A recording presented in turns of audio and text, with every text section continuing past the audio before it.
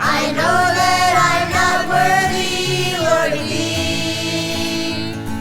My eyes of faith shall see Thee upon the cross of Calvary.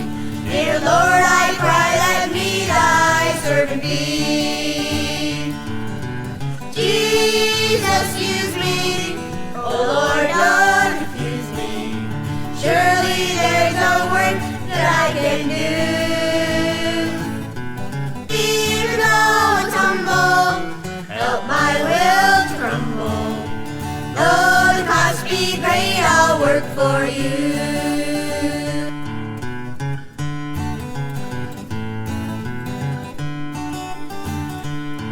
He's the lily of the valley, the bright and morning star. He's the fairest of 10,000 to my soul. He's the beautiful rose of Sharon. He's all the world to me. But best of all, He is my counting thief. Jesus, use me, oh Lord, don't refuse me. Surely there's no work that I can do. And even though it's humble, help my will to crumble. Though the cost be great, I'll work for You. Though the cost be great, I'll work for You. I'll work for You.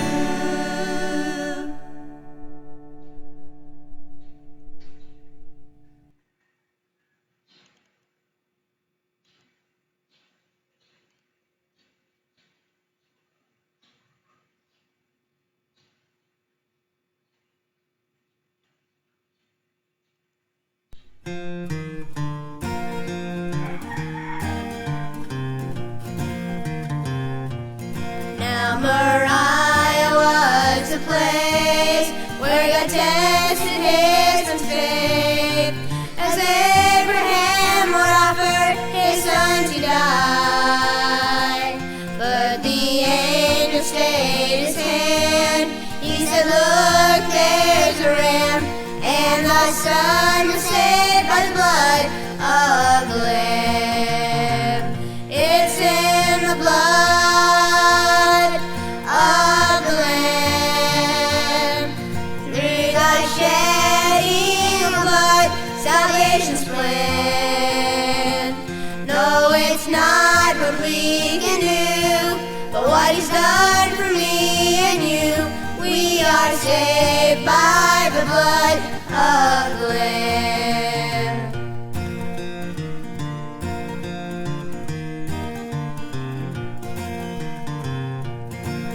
Now Calvary was the place where God showed His love and grace, as He sacrificed His only Son to die. All the angels stood in place as the Father hid His face to bring salvation through the blood of the Lamb. It's in the blood of the Lamb. Through the shedding of blood, salvation's plan. No, it's not what we can do, but what He's done for me and you. We are saved by the blood of the Lamb. No, it's not what we can do, but what He's done for me and you. We are saved by the blood of the Lamb. We are saved by the blood of the Lamb.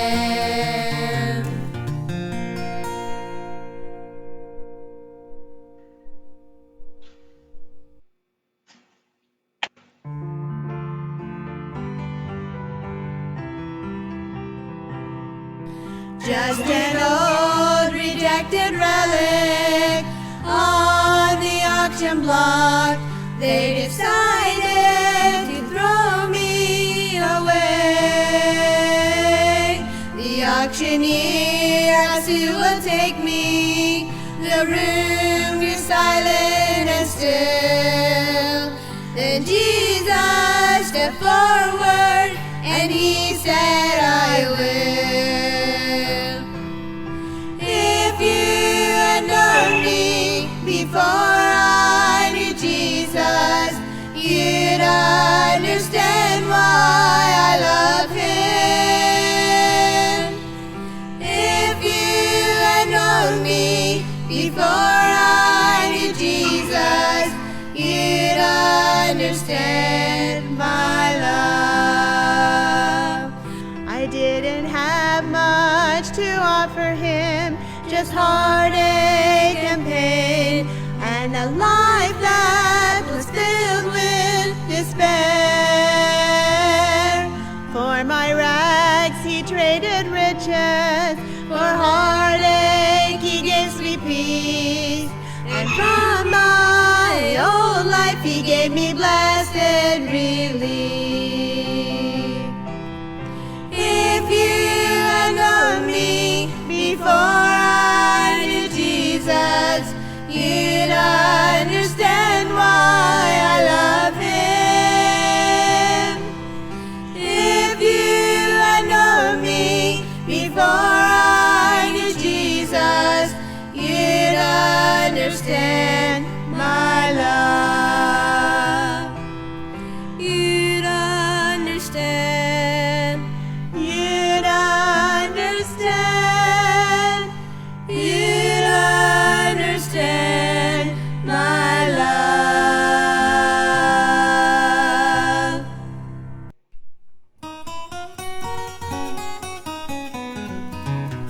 The life I lived before is no longer a threat to me. Those things I did were wrong, but that's all history. Provision was made at Calvary, my sins have been erased, and I'm saved, I'm saved, I am saved. I'm saved, I've been washed in the blood of the Lamb. He is the Son of the great I am. Forgiven and forgotten, my sins are washed away, and I'm saved, I'm saved, I am saved.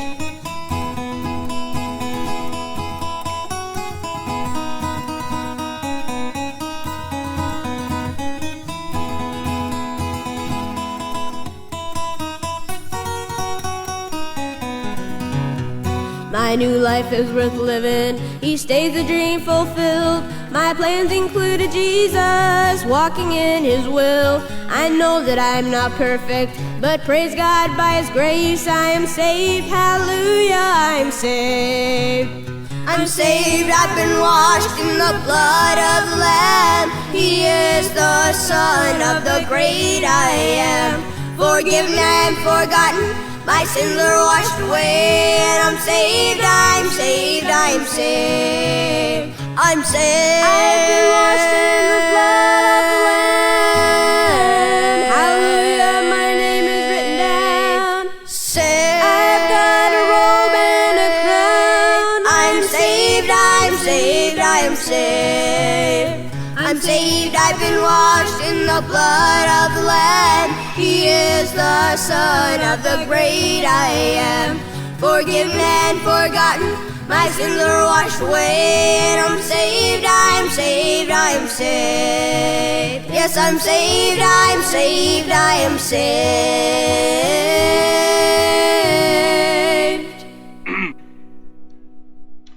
Okay, grace morning po sa ating lahat at welcome po sa ating pong online Bible study.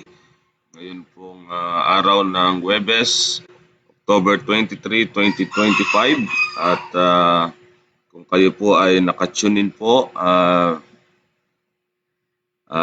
medyo po nawawala yung internet ngayon. Pwede pong paki-comment kung maliwanag po ang atin pong boses. Pwede nyo pong i-comment sa comment section kung okay lamang po yung ating ang atin pong video. Okay? Kung maayos po, kung hindi po paputol-putol. Okay, kung maayos po yung ating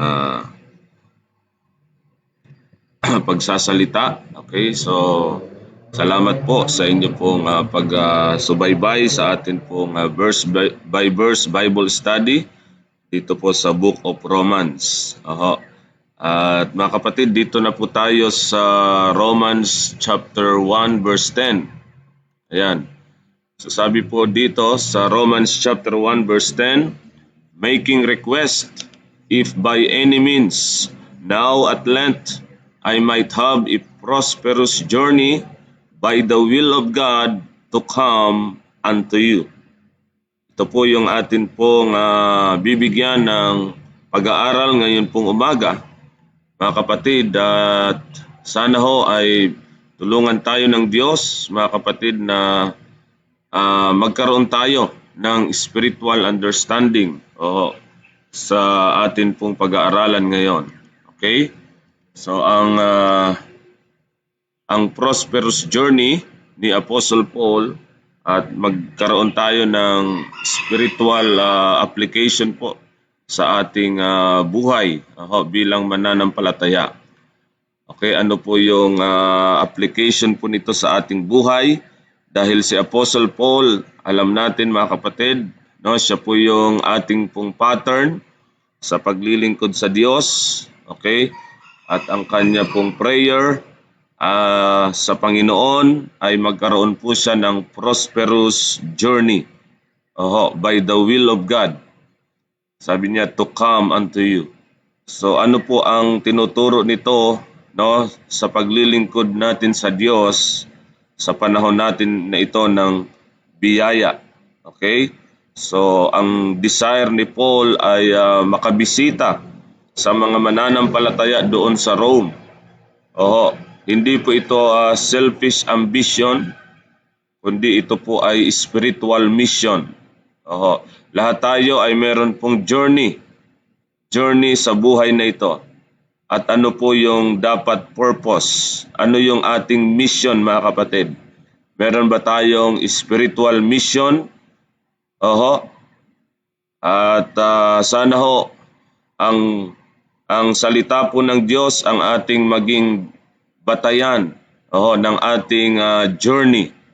At kung tayo man ay mga kapatid ay nananalangin sa Diyos na yung ating journey ay maging prosperous, maging successful. So ano po yung mga priorities to have a prosperous journey? Amen? Ano yung gagawin natin, mga kapatid? Ano yung dapat mga i-consider natin para magkaroon tayo ng prosperous journey in serving God? Amen? Under the dispensation of grace.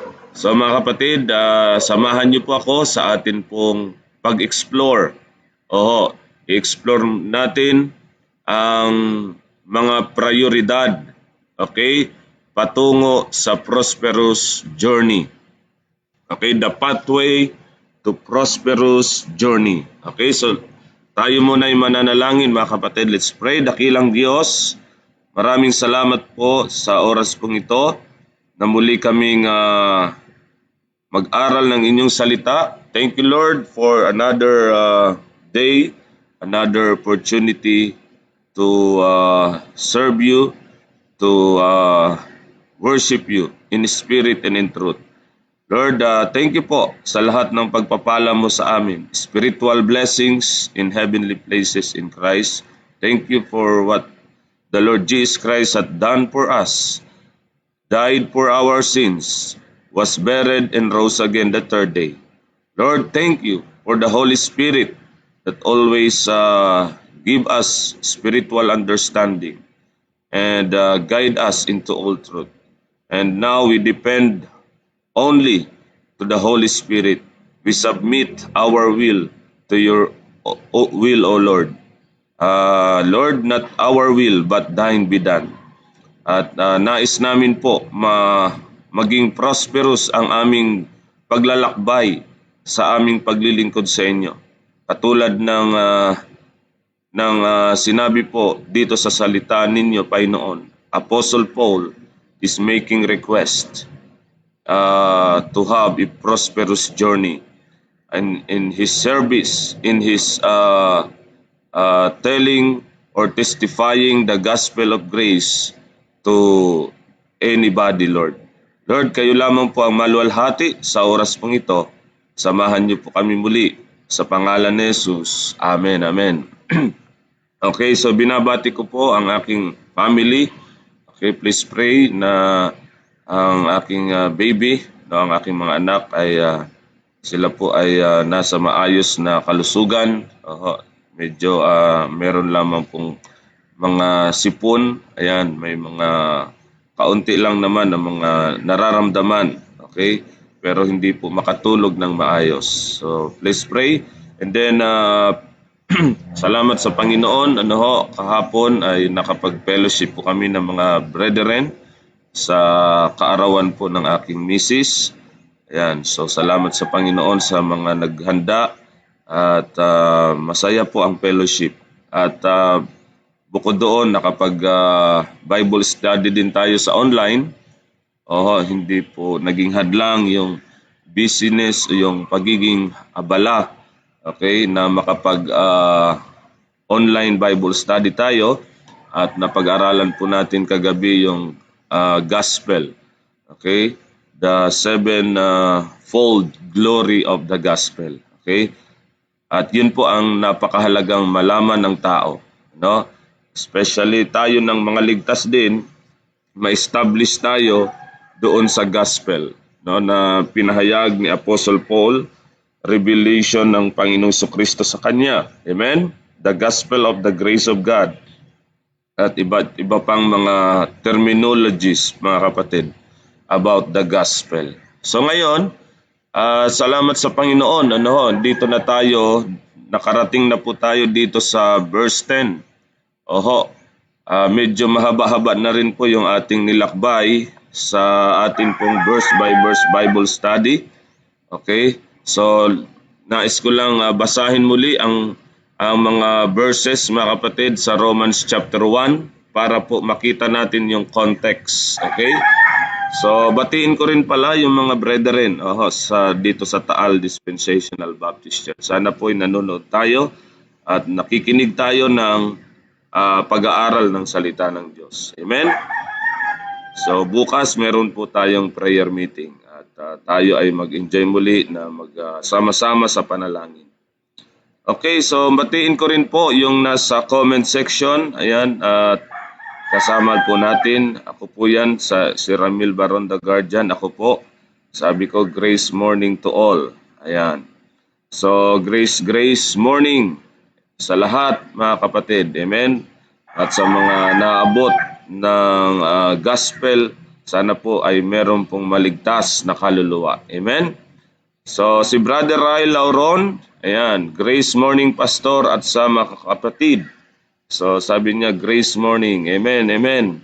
So, dyan sa Cebu, Brother Ryle, ay sana ay ang panalangin ko rin sa iyo ay patuloy na bigyan ka ng Panginoon ng karunungan sa iyong pag-aaral, sa iyong journey sa salita ng Diyos, sa pag-explore, okay, pag-aaral, rightly dividing. Tuloy-tuloy lang po ang inyo pong pag-live din, okay, pag-abot ng inyong kamag-anak. Okay? So, kasama din po natin si Brother Listy Milina.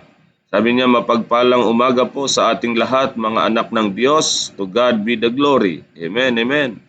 So, si Preacher Listy Milina, dyan po sa Bulacan. Ayan, San Jose del Monte, Bulacan. Okay, so kung meron pa tayong mga kasama dyan, pwede kayong mag-greet sa ating comment section at pwede kayong magbigay din ng inyong prayer request katulad po ng ating pong topic ngayon. Si Apostle Paul ay meron pong request. So kung meron din kayong mga prayer requests, ipagpipray, ito po ay kagalakan sa akin na maipag-pray ko po kayo. Ang Diyos ang atin pong helper. Amen? Sa lahat ng situation na nararanasan natin sa mundong ito. Amen? Comforter. Meron tayong comforter, mga kapatid. Amen? So, ano pa? Okay, kung meron kayong question about sa gospel kahapon sa pinag-aralan natin and then ngayon, ay pwede nyo pong ilagay sa comment section. Okay? So, start na po tayo mga kapatid. Kung wala na po ay diretso na po tayo. So, dito po sa Romans chapter 1, okay, basahin muna natin yung context mga kapatid ng atin pong pag-aaralan. Mas maganda po na makita natin ang context, okay, yung mga paligid na verses. So, verse 1 muna. Paul, a servant of Jesus Christ, called to be an apostle, separated unto the gospel of God. Verse 2, which he had promised afore by his prophets in the Holy Scriptures. So, na-discuss natin din ito kagabi about the gospel of God. Napakaganda po na malaman natin ang gospel of God, no, the foundational gospel ng mga gospel sa Biblia. Amen? So, ang source ng lahat ng gospel ay walang iba kundi ang Diyos. Alright, sa verse 3, concerning His Son, Jesus Christ, concerning His Son, Jesus Christ, our Lord, which was made of the seed of David according to the flesh. Amen? Verse 4, and declared to be the Son of God with power. Amen. With power according to the Spirit of holiness by the resurrection from the dead, by whom we have received grace and apostleship for obedience to the faith among all nations for His name. Verse 6, among whom are ye also the called of Jesus Christ. Verse 7, to all that be in Rome, beloved of God, called to be saints, grace to you and peace from God our Father and the Lord Jesus Christ.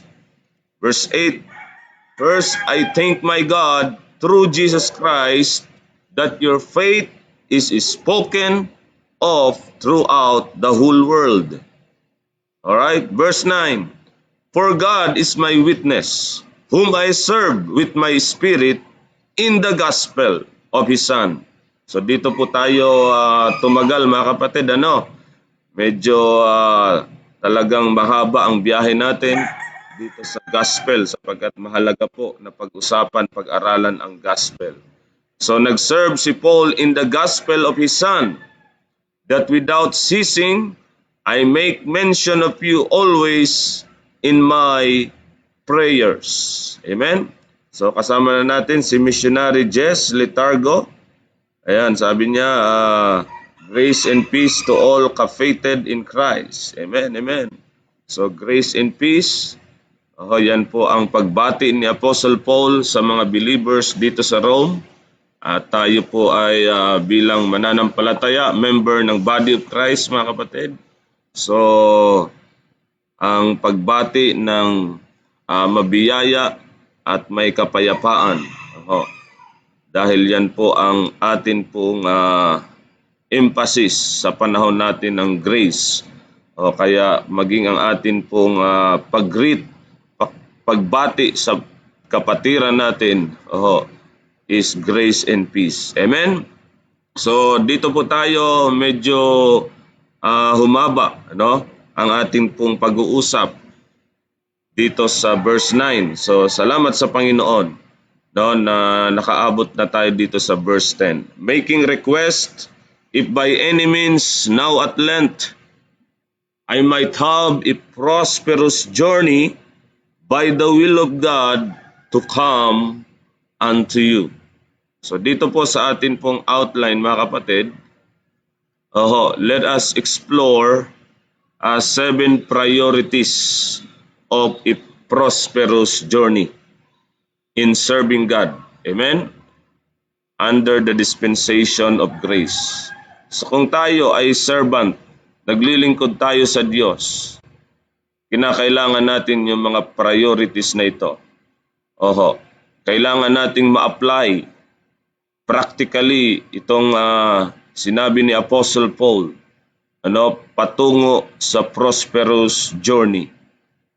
Kung tayo nagdi-desire ng totoong paglilingkod sa Diyos, we have also desire and let us make request. Okay? Magkaroon tayo ng prayer request. Okay, mga kapatid, sa Panginoon, that magkaroon tayo ng prosperous journey. Amen.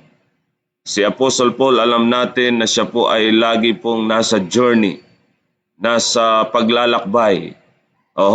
Sa iba't ibang lugar na kanyang pinupuntahan, mga kapatid, ang kanyang request, ang kanyang prayer sa Panginoon is to have a prosperous journey. Amen? In the will of God, sa kalooban ng Diyos, mga kapatid. So lahat tayo, bilang mananampalataya, ang purpose kung bakit tayo naligtas is to serve God, mga kapatid.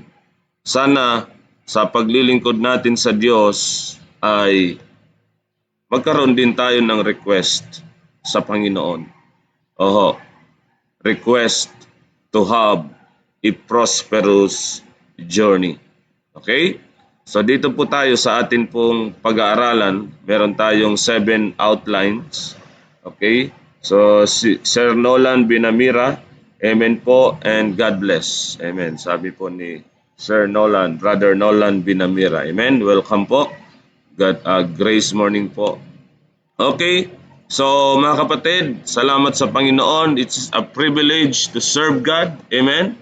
It is always exciting, mga kapatid, na maglingkod sa Diyos. Every day, na tayo ay ginigising ng Panginoon, another chance to serve God. Another privilege to serve God, the living and true God, mga kapatid. We are now in the dispensation of grace. Now we can serve God in spirit and in truth, mga kapatid. Not in ceremonial law, not in rituals, mga kapatid. Amen? So, ang nais ng Diyos, ang kalooban ng Diyos ay maglingkod tayo sa Kanya. Tama po, mga kapatid? Okay, sa ating panimula, introduction. As introduction, okay, may comment dito si Missionary Jess. A prosperous journey is when your purpose aligns with God's plan. Amen. Napakaganda po, na kung ang atin pong buhay sa mundong ito ay naka-align, okay, sa plano ng Diyos, sa kalooban ng Diyos, mga kapatid. So sabi dito, Paul's desire to visit the saints at Rome was not a selfish ambition.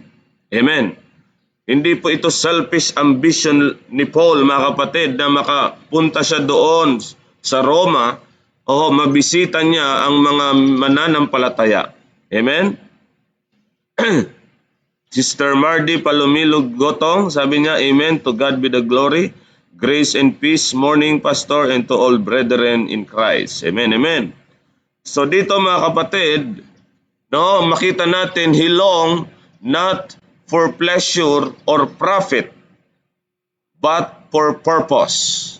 Mga kapatid, you must know your purpose. You must know God's purpose in your life. What is God's purpose in your life, mga kapatid? Bakit Kanya niligtas? Bakit Kanya, mga kapatid, nilagay sa body of Christ?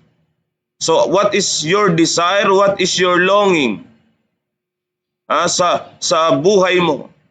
So si Paul, he longed not for pleasure or profit. Hindi po siya nag-desire, nagnais, naging longing niya yung kalayawan o yung profit, yung may makuha siya sa paglilingkod niya sa material na bagay. Hindi po yon. Hindi. Prosperity, gospel ang kanya pong daladala. Amen. Hindi po material, ang kanya pong purpose. Amen, sa paglilingkod sa Diyos. Hindi yun ang kanya pong goal sa buhay.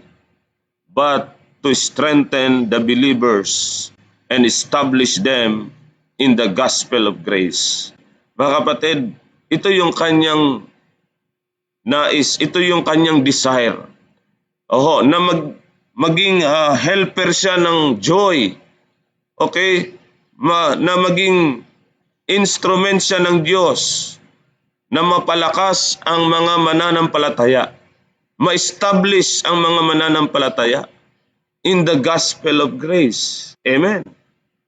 Kaya mga kapatid, sabi niya doon sa Romans 16:25, amen, na may establish tayo according to His gospel. Tama? So dito pa lang, mga kapatid, ang request niya ay maging instrument siya ng Diyos to establish, mapatatag ang pananampalataya ng mga brethren, the saints. So unlike Israel's earthly hope of prosperity, tama?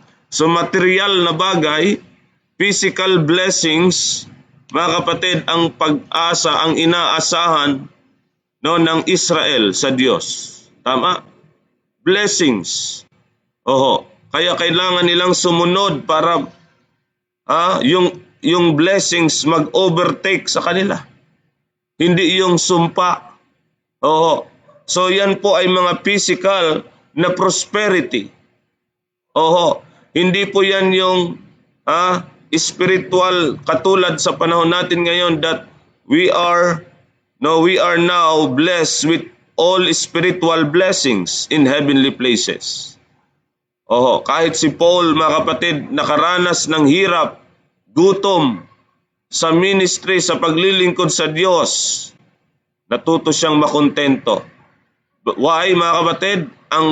Ang prosperity na hinahanap ni Paul ay hindi physical but spiritual prosperity.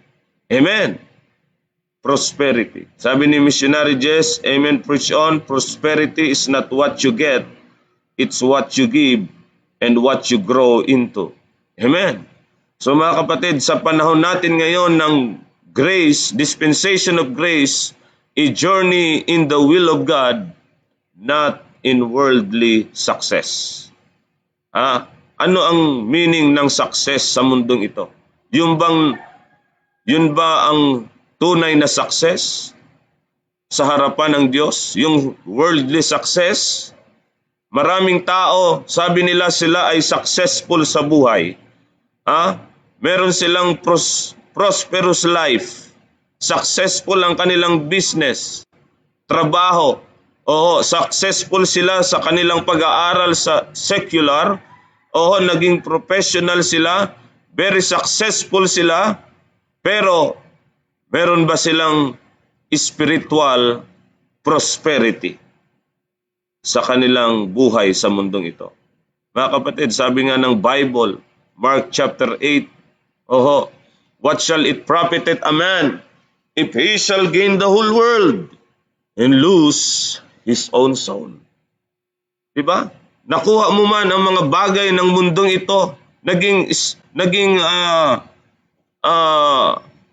successful ka sa mundong ito, pero wala kang spiritual prosperity. Walang kwenta. Yung soul mo, hindi mo binigyan ng atensyon katulad nung mayaman na sabi doon sa Luke chapter 12, di ba? Ang binigyan niya lamang ng atensyon sa buhay niya yung kanyang physical. Hindi yung kanyang kaluluwa. Hindi niya binigyan ng panahon ng spiritual na bagay. Puro material na bagay ang kanyang isip. That's why tayo, mga kapatid, walang masama na nagtatrabaho tayo for our need. Kailangan po natin yan. Pero mga kapatid, ang purpose ng buhay natin, kung bakit tayo nagtatrabaho, kung bakit tayo ay nagsisikap na ma-provide ang pangangailangan natin sa buhay para ang ating buhay maging kagamit-gamit sa plano ng Diyos, sa kalooban ng Diyos, mga kapatid. Amen. Si Apostle Paul ay nagtrabaho, secular. Meron po siyang sideline sa buhay niya para ma-provide ang mga pangailangan niya. Nagkaroon siya ng tent making na para po ma-provide ang needs niya, ma-meet ang physical needs niya. Salamat sa Panginoon, meron mga kapatiran na nag-support sa kanya. Amen, sa pangangailangan niya. Pero sabi ni Paul, mga kapatid, hindi siya nag-covet ng silver and gold. Hindi niya ginamit ang ministry, hindi niya ginamit ang salita ng Diyos for personal gain. Hindi niya nagmanipula ng mga Kristiyano. Hindi niya kinontrol sa pera. Amen. We are under grace. Okay? So, hindi pwedeng, mga kapatid, tayo ay magpadala sa manipulation ng mga nagtuturo, mga leader ng church. Amen. Na hindi po nagra-rightly divide. Minimix nila ang law at grace, maging ang kanilang service under the law. Napipilitan, napuforce, pati pagbibigay nila, bumabalik doon sa law. Grudgingly, napipersa sila, napipilitan sila. Why? Because, mga kapatid, ang kanilang purpose ay hindi nila nakita katulad ng purpose ni Paul sa paglilingkod sa Diyos. Paul sought spiritual prosperity, not material prosperity, mga kapatid. Amen. Okay? So says Brother Mario Cadorna Kibuyen, blessed morning po, Pastor Ramil. Amen, amen. Si Brother Kelvin Oclaret Bellosa, blessed day morning to all and sa inyo po, Pastor. Amen. And si Brother Christian Dale watching from Palawan, Philippines. Okay. So dito po, sa ating introduction, let us explore 7 priorities of a prosperous journey in serving God under the dispensation of grace. So ano yung mga priority natin sa ating paglilingkod sa Diyos para magkaroon tayo ng prosperous journey? Okay? Spiritual na prosperity. Hindi material. So number one, mga kapatid, okay, the priority of prayerful dependence. The priority of prayerful dependence. Dito po sa verse 10 makita natin, sabi ni Apostle Paul, making request.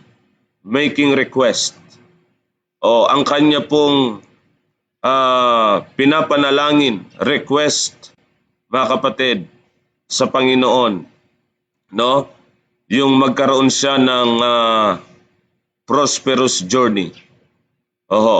Magamit siya ng Panginoon.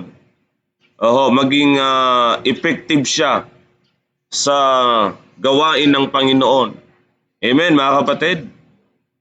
Siya po ay maging talagang tunay na servant ng Panginoon. Kaya ganun na lamang po ang request ni Apostle Paul. Okay? Sa prayer. Sabi niya, mga kapatid, making request. At ano yung request mo, mga kapatid, sa paglilingkod sa Diyos? Baka material ang request mo. Sana magkaroon ako ng magandang kotse, yung mamahaling kotse. Mamahaling sasakyan. Ganyan ba ang request natin, mga kapatid? Na magkaroon para sa prosperous journey? Yes, ang sasakyan magagamit sa gawain ng Panginoon. Oho. Pero kung alam ng Diyos ang ating motive, no, sa mga request natin sa Kanya, yung mga pinagpipray natin sa Panginoon, bakit ka nag-request ng ganyan? Alam ng Diyos ang motibo natin. Amen. So mga kapatid, sana ang request natin, yun bang tayo ay gamitin ng Panginoon? Oho, sa pag-edify ng saints. So ang pag-pray natin sa Panginoon is continually, supplicating continually.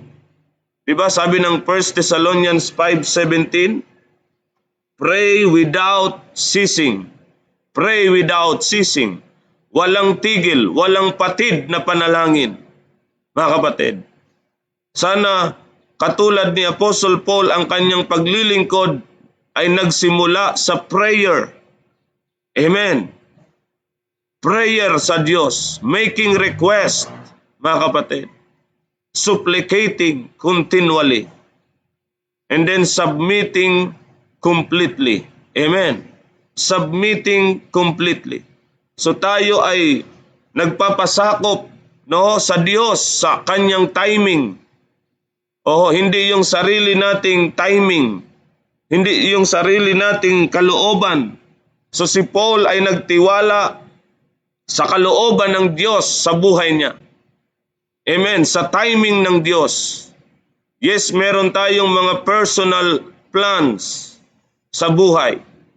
Amen. Meron tayong mga personal plans sa ministry. Pero mga kapatid, dapat magpasubmit pa rin tayo sa God's timing. Kung hindi pa timing ng Diyos, mga kapatid, no, maghintay po tayo. Magpasakop po tayo completely. Amen. Sa timing ng Diyos. Just trust God's timing, mga kapatid. Amen. Trust in the Lord with all thine heart, and lean not unto thine own understanding. Amen, mga kapatid. Sa Philippians chapter 4 verse 6, Philippians chapter 4, sabi po ng Bible, mga kapatid, no? Verse 6, be not anxious, or wag tayong mag-alala. Di ba, mga kapatid? Be careful for nothing. Huwag tayong mag-alala. Huwag tayong mag-worry. But in everything by prayer and supplication with thanksgiving, let your request be made known unto God. Meron kang request, ipaalam mo sa Diyos. And trust God's timing doon sa request mo. Dito sa request ni Apostle Paul, mga kapatid, magkaroon siya ng prosperous journey. Amen? Na makabisitat siya, na doon sa Rome, mabisita niya yung mga saints doon at magamit siya ng Panginoon. But he trust God's timing. Amen? Ang request niya, magkaroon siya ng prosperous journey. So tayo din, mga kapatid, dapat nakapokus, sa plano ng Diyos ang atin pong prayer. Amen. And the peace of God, which passeth all understanding, shall keep your hearts and minds through Christ Jesus. Amen. So ang prayer natin, mga kapatid, napakahalaga. Na bago tayo magsimula sa serbisyo, ay simulan natin sa prayer, mga kapatid. Magtitiwala tayo sa Diyos, sa kanyang plano, mga kapatid. Prayer, was his spiritual compass. Bago ang lahat ng move, bago siya gagalaw, kinakailangan niya munang mag-pray. Seeking carefully, mga kapatid. Seeking carefully. Amen? Sabi ng Ephesians chapter 6, verse 18. Ephesians chapter 6, verse 18, sabi po ng Bible, praying always with all prayer and supplication in the Spirit, Amen. In the Spirit ang ating prayer. Ha? Hindi tayo nagpipray no ng katulad ng Israel no na thy kingdom come. Na yung hinahantay nila yung earthly kingdom. No, hindi yun ang ating prayer. Ang ating prayer, mga kapatid, in the Spirit. Spiritual service. Mga kapatid. Spiritual prayer. In the Spirit.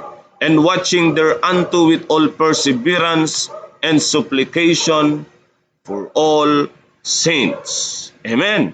So bawat galaw natin, mga kapatid, sisimula natin sa prayer. Para lagi tayong gabayan ng Diyos, mga kapatid. Amen. So, ano yung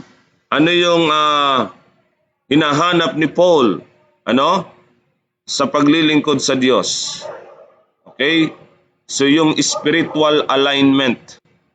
Dapat naka-align ang atin pong plano sa plano ng Diyos, sa kalooban ng Diyos, sa God's revealed will. Kaya nga, kailangan mag-aral tayo ng salita ng Diyos, rightly divided, para yung atin pong prayer naka-align, mga kapatid, sa inihayag ng Diyos. Kung ano yung kalooban po ng Diyos, mga kapatid. Amen? So, number 1, the priority of prayerful dependence. So, gusto natin magkaroon ng prosperous journey? Magsimula tayo sa prayer. Dependent sa Panginoon. Amen? Naka-align ang ating prayer sa kalooban ng Panginoon. Ikalawa, mga kapatid, the priority of providential direction. So we are praying, mga kapatid, na i-direct tayo ng Diyos. Amen? Ang Diyos, mga kapatid, naniniwala tayo na kumikilos siya sa buhay natin. As long na tayo ay sumusunod sa kalooban niya, He will direct us. In His providential direction. Sabi ni Paul, making request, if by any means. If by any means. Kung ito'y direction ng Panginoon. Kung ito yung pamamaraan ng Diyos. Amen. God's way is varied. Iba-iba ang pamamaraan ng Diyos. Maaring iba ang nasa plano mo, pero iba ang plano ng Diyos. Tama, mga kapatid? Just trust God's plan. God's way, mga kapatid. God's way is always perfect, mga kapatid. God's way is always, best way. Ito yung laging best, mga kapatid. Sabi na nga ng Bible sa Romans 8:28, all things work together for good to them that love God, to them who are the called according to His purpose. Mga kapatid, meron mang nangyari na hindi magandang situation, that is God's way. Mga kapatid, trust the direction of God. Mga kapatid, alam natin all things work together for good. Kaya nga, mga kapatid, maging si Apostle Paul, nag-request siya sa Panginoon thrice na nagbibisought siya sa Panginoon na pagalingin siya sa kanyang sakit, sa kanyang thorn in the flesh. Dahil yun ay maaaring sa paningin ni Paul nakakahadlang yung kanyang thorn in the flesh. Hindi siya makagalaw ng maayos. Hindi siya makamove ng maayos sa ministry. Pero anong sabi ng Panginoon? My grace is sufficient for thee. Amen. So all things work together for good, mga kapatid. If by any means, kung ito ang God's direction, kung ito ang dinedirect ako ng Panginoon dito, dito tayo sa God's direction. Okay, the priority of providential direction. Diba sa Old Testament, mga kapatid, sina Joseph, sila Joseph, makita ninyo ang plano ng Diyos sa kanya. Dinala sa doon sa Egypt. Tama? Pero may purpose pala ang Panginoon kung bakit naranasan yun ni Joseph. Joseph the dreamer. Diba? Tinakwil siya ng kanyang mga kapatid. Siya po ay kinulong na wala naman siyang nagawang kasalanan. Pero alam po natin na nagtitiwala lamang po siya sa plano ng Diyos, sa direksyon ng Diyos sa buhay niya. Mga kapatid, nung time na na-meet niya yung mga kapatid niya, nagkaroon ng kagutuman doon sa kanilang lugar, pumunta doon sa Egypt ang kanyang mga kapatid. At nung time na yon si Joseph ay may katungkulan na. Amen. Nandun na siya doon sa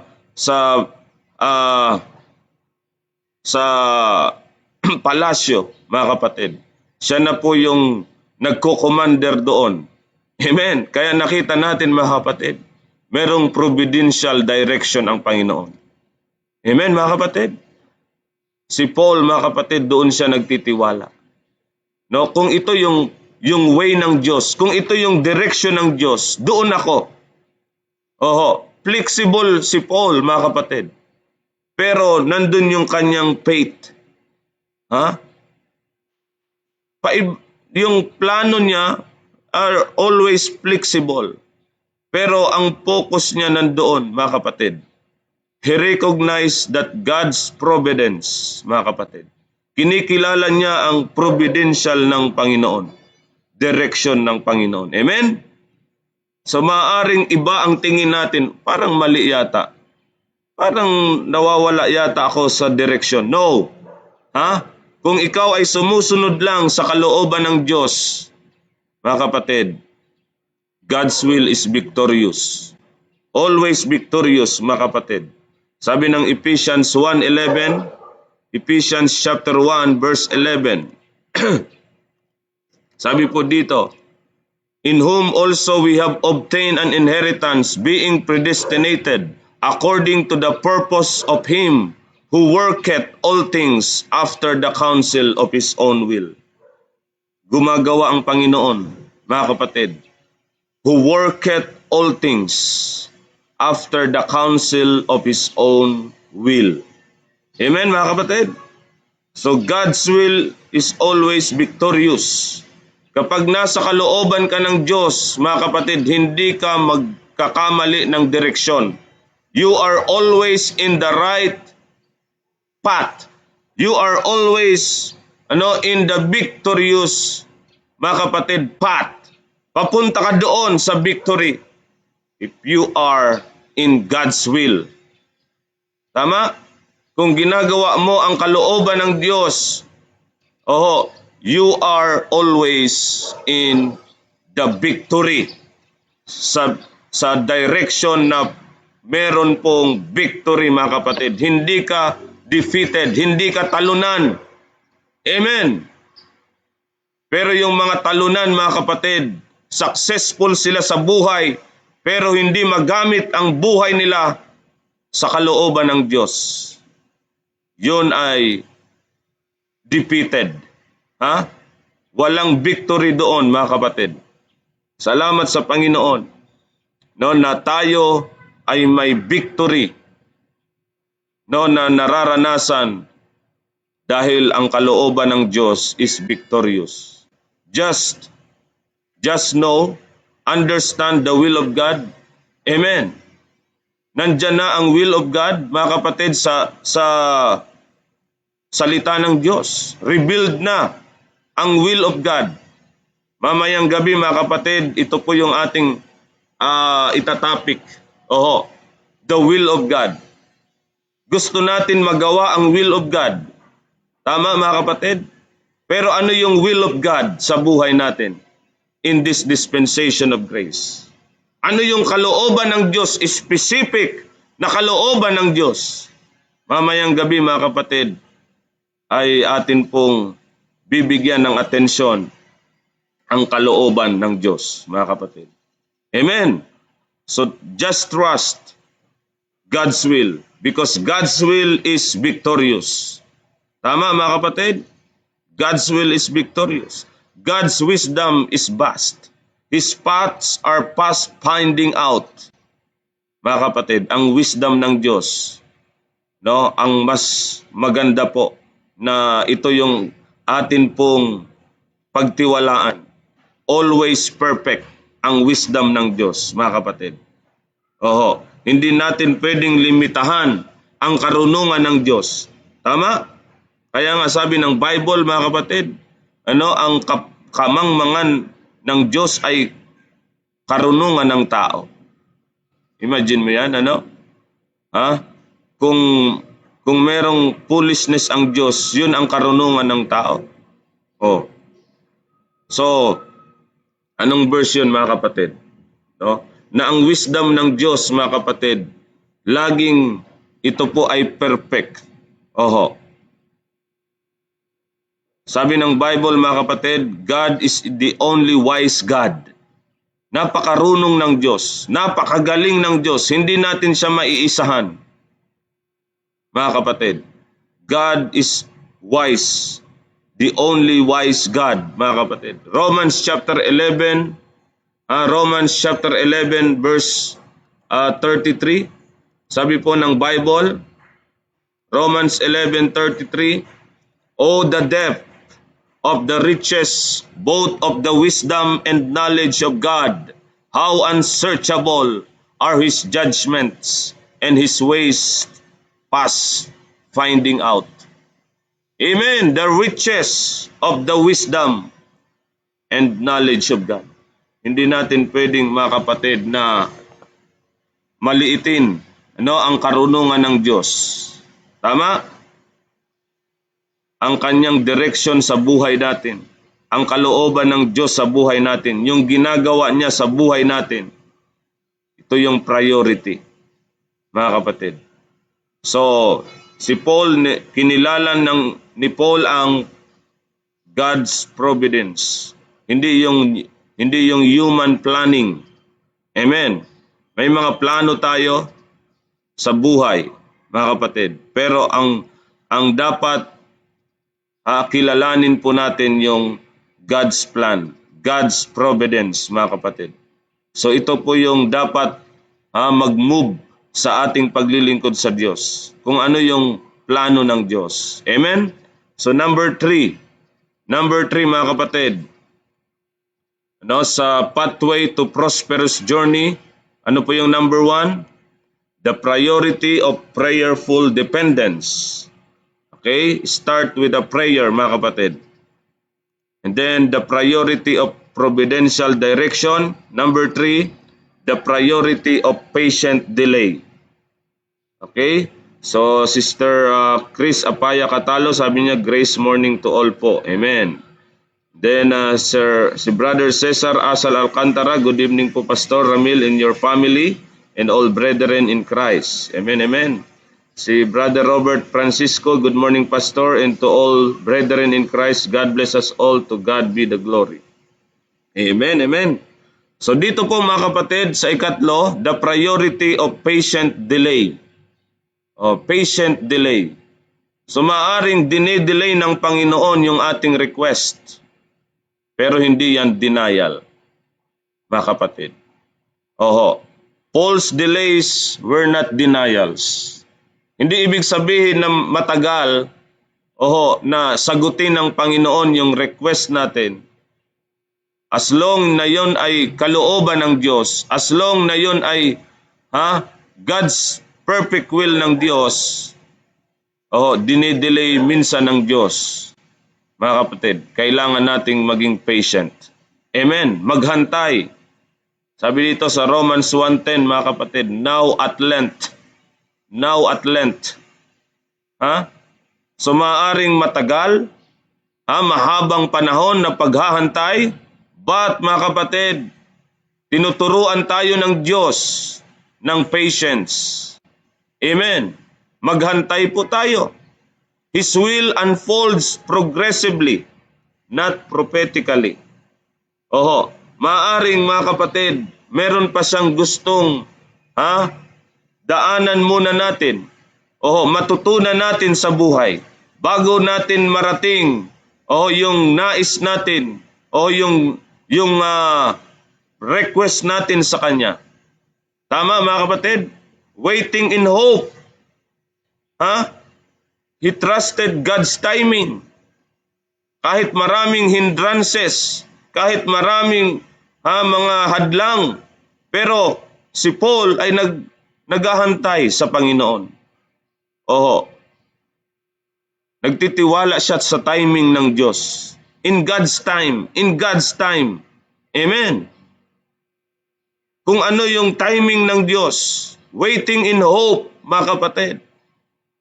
Yan ang sabi ng Romans chapter 8, di ba? Romans chapter 8, verse 24. Romans chapter 8, verse 24. Sabi po ng Bible, for we are saved by hope, but hope that is seen is not hope. For what a man seeth, why doth he yet hope for? But if we hope for that we see not, then do we with patience wait for it. Tama? Maghantay tayo. Amen. Kung hindi pa binibigay ng Panginoon, maghantay tayo sa providence ng Diyos, sa direksyon ng Diyos, magtiwala tayo mga kapatid. Amen. So, lumakad tayo sa humility. Lumakad lamang tayo na may pagpapakumbaba. Diba? If the Lord will, if it is God's will. Amen. Doon sa James chapter 4 verse 15, diba? No, yung sabi doon, if the Lord will, we shall live and do this or that. Kung kalooban ng Diyos na mabuhay pa ako sa araw na yan, gagawin ko yan. Amen. Mga kapatid. So mga kapatid, no, hindi sa kalooban natin kundi sa kalooban ng Diyos. Tama? No, walking in humility. Kung dinidelay ng Diyos, just humble, mga kapatid. Be humble. Lumakad tayo sa humility. Hindi yung alam na natin ang lahat. Sabi nung sa James chapter 4, di ba? Whereas you know not what shall be on the morrow. For what is your life? It is even a vapor that appeareth for a little time and then vanisheth away. Tama? Hindi natin alam ang bukas. If the Lord will, kung buhayin pa tayo ng Panginoon bukas, makakagawa tayo. Amen. At sana mga kapatid, ang desire natin, kung bigyan pa tayo ng Diyos ng buhay, ng mga 5 taon pa sa mundong ito or 10 years more sa mundong ito na buhay pa tayo, sana ang request natin, bigyan niya tayo ng prosperous journey. Amen. Nagamitin niya tayo ayon sa kanyang kalooban, ayon sa kanyang perfect will, mga kapatid. So walking in humility. Amen. Working in harmony. So ang Diyos, mga kapatid, ang gumagawa sa buhay natin. God works in us to will and to do His good pleasure. Tama? Tinutulungan tayo ng Diyos na magawa natin ang kalooban niya. Just, sabi ng Bible, work in harmony. Amen. Sabi ng Bible, work out your salvation. I-work out mo ang iyong kaligtasan. Hindi po i-work out na para maligtas ka. Hindi po.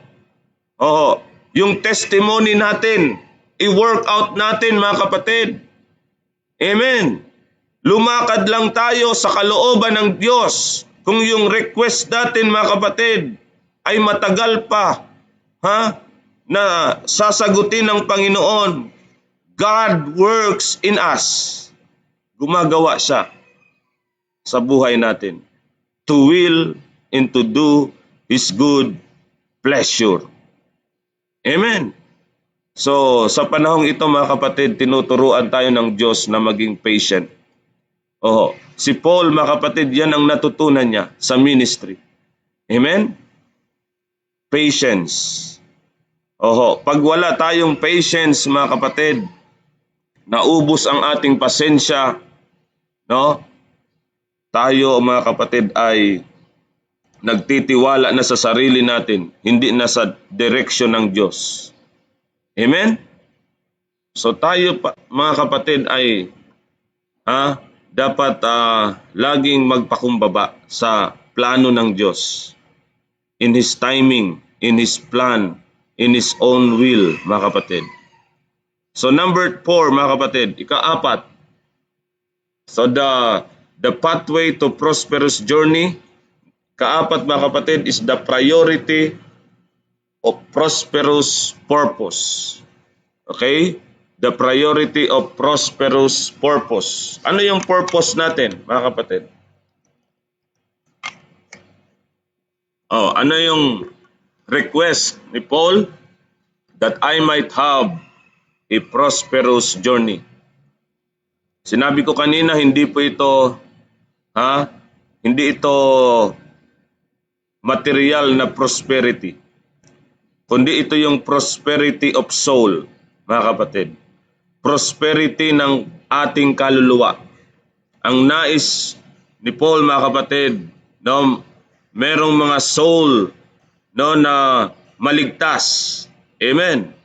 Yung mga soul na yan, mga kapatid, ang ating totoong prosperity. Amen. Yan yung totoong kayamanan po natin. Sabi po doon sa 3 John, 3 John, verse 2. 3 John, verse 2. Beloved, I wish above all things that thou mayest prosper and be in health, even as thy soul prospereth. Amen. Even as thy soul prospereth. So sana ang prosperity natin hindi lang outward, mga kapatid. Baka ang mga request lang natin, ang purpose lang natin ay para sa outward prosperity.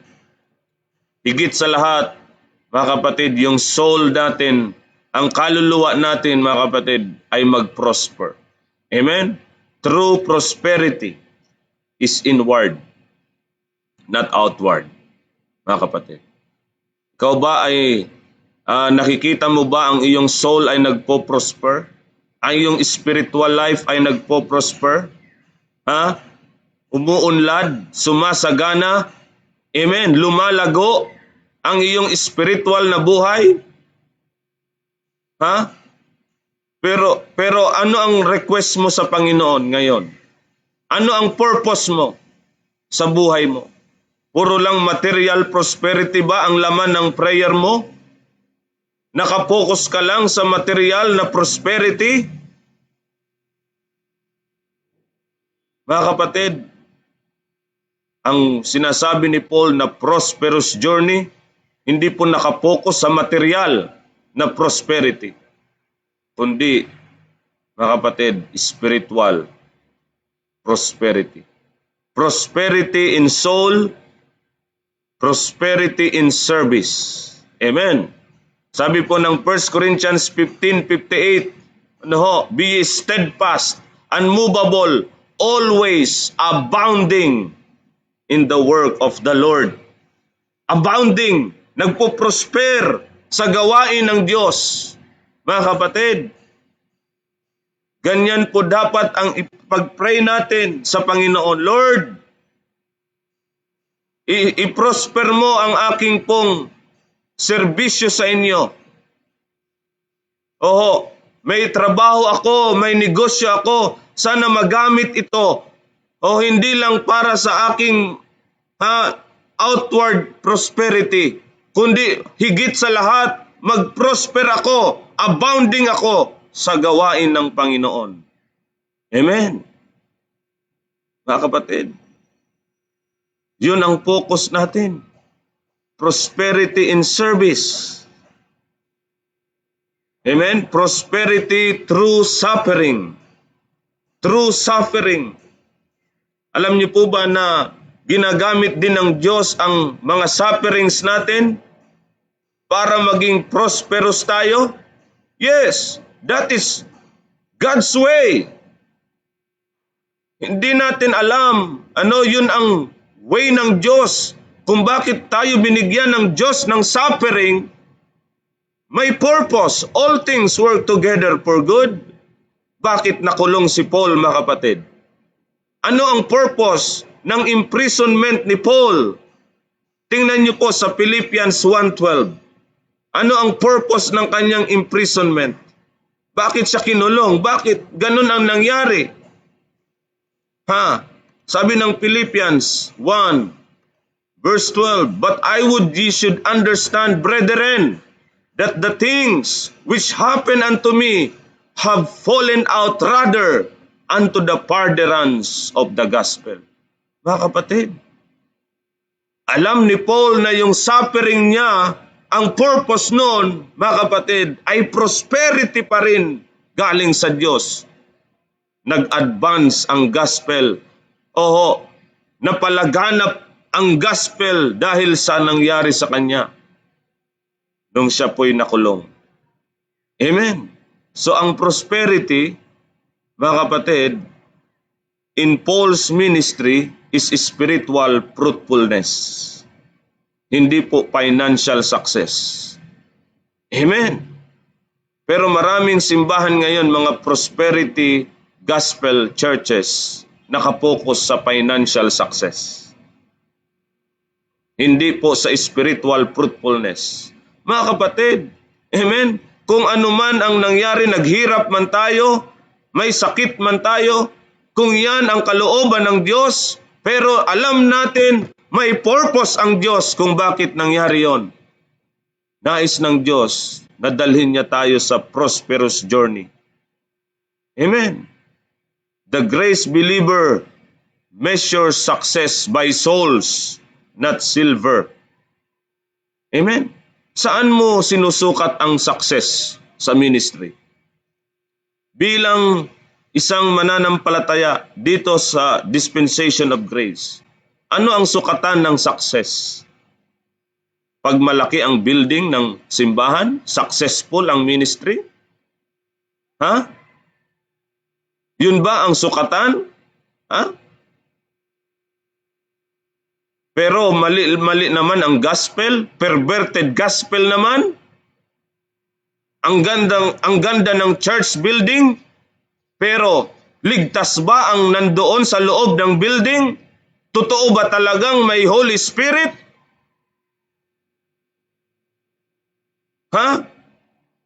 Mga kapatid, di ba sa panahon nila Apostle Paul, kahit sa bahay-bahay lamang sila, ang church is in thine house, wala silang maayos na pagtitipunan, mga malalaking building na kagaya ng mga ginagawa ngayon. Di ba doon sa kay Kibuloy, ang ganda ng kingdom nila? Pero tama ba yung gospel? Tapos tayong mga mananampalataya, nagtitiis tayo, naiinitan tayo dahil hindi maayos ang building.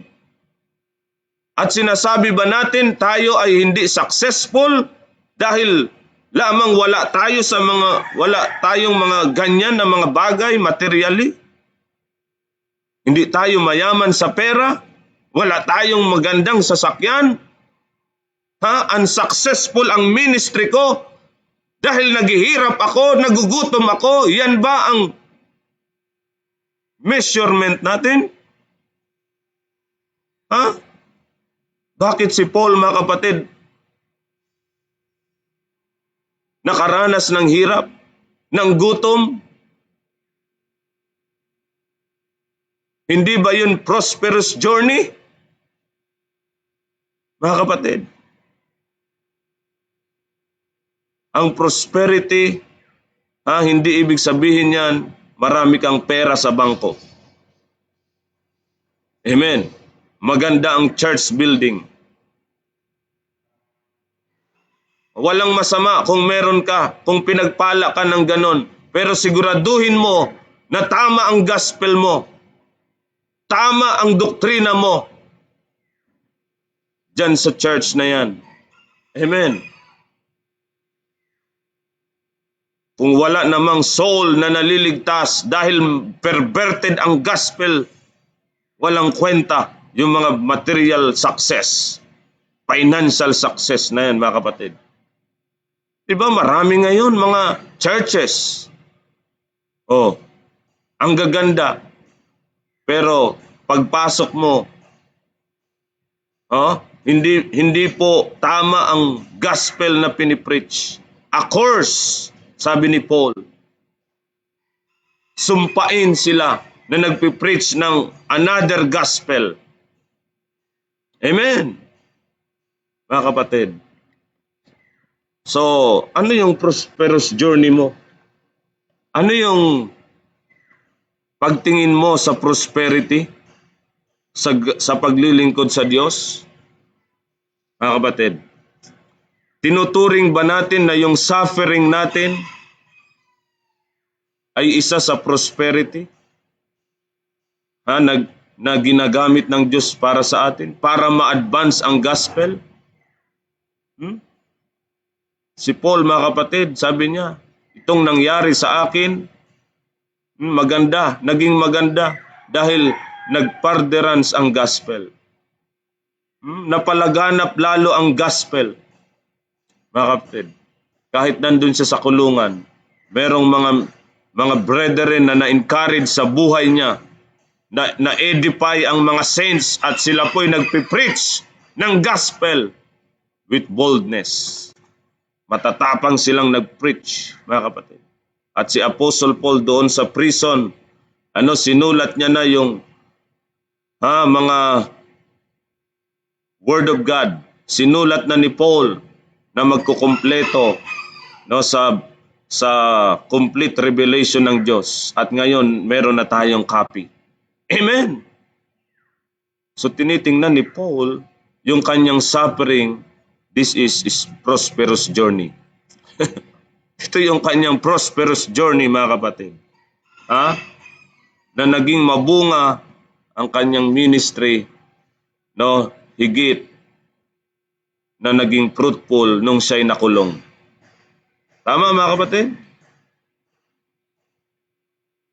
Sabi ni Sir Federico, good morning po, Pastor, at sa lahat ng mga kaanib ng body of Christ. Amen. Yan, si Sir Tons Boyko, may gintong lantay tayo sa langit at ang tunay na buhay at habang buhay ay sa langit. So, sabi ni Missionary Jess, saved ba yung pastor? Galatians 1:8. Okay, tingnan natin ang doctrine, yung salvation, yung gospel. Hindi ka magiging prosperous journey kung unang-una, mga kapatid, hindi tama ang gospel na dala mo. Prosperous ka nga sa pera, sa material na bagay, pero yung kaluluwa mo hindi ligtas. Okay? So number 5, the priority of personal desire. The priority of personal desire. Sabi dito ni Paul, mga kapatid, ang kanyang desire, ang kanyang request ay makapunta doon sa Roma. To come unto you.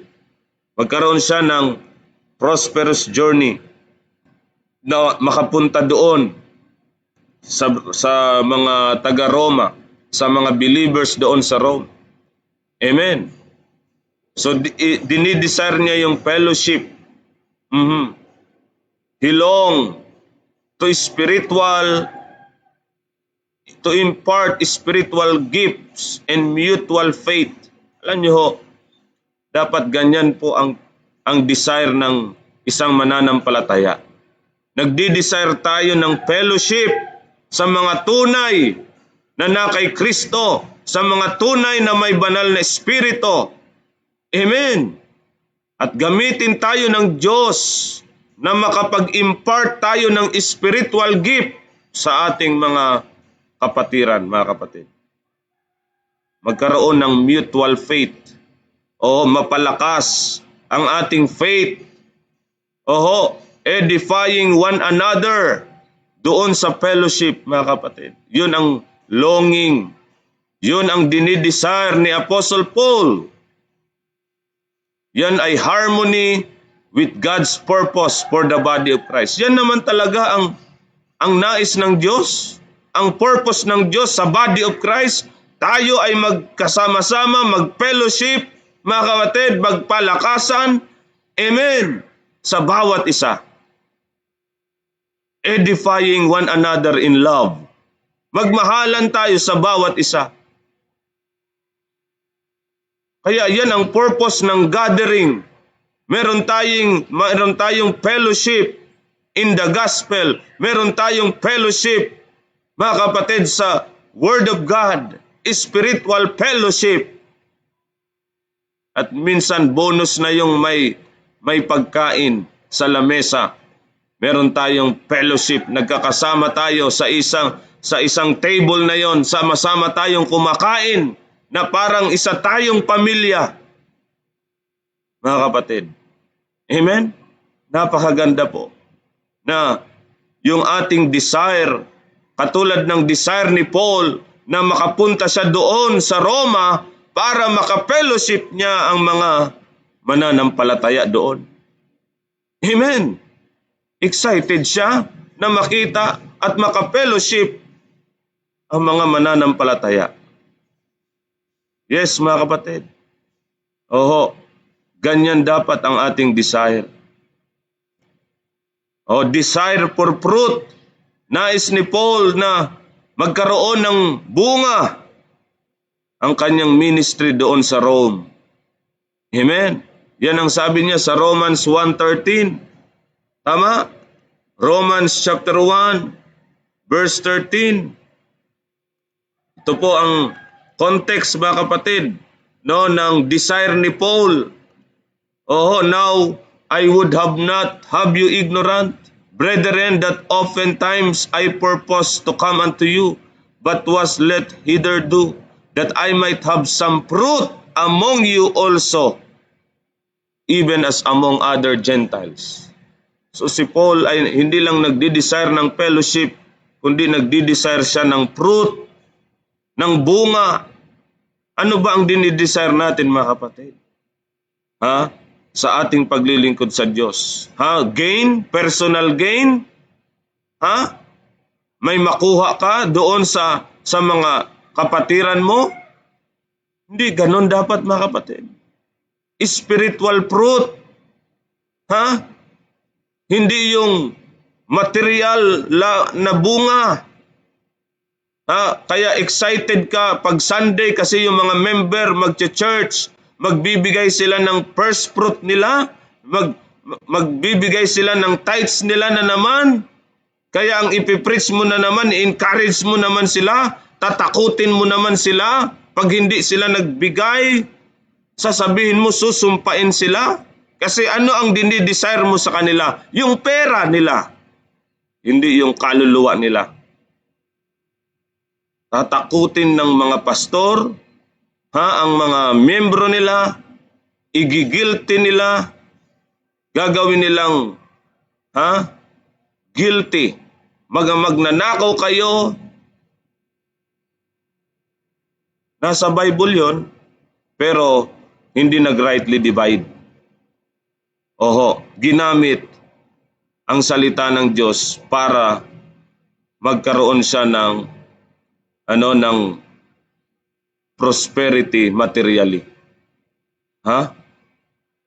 Mga gospel perverter.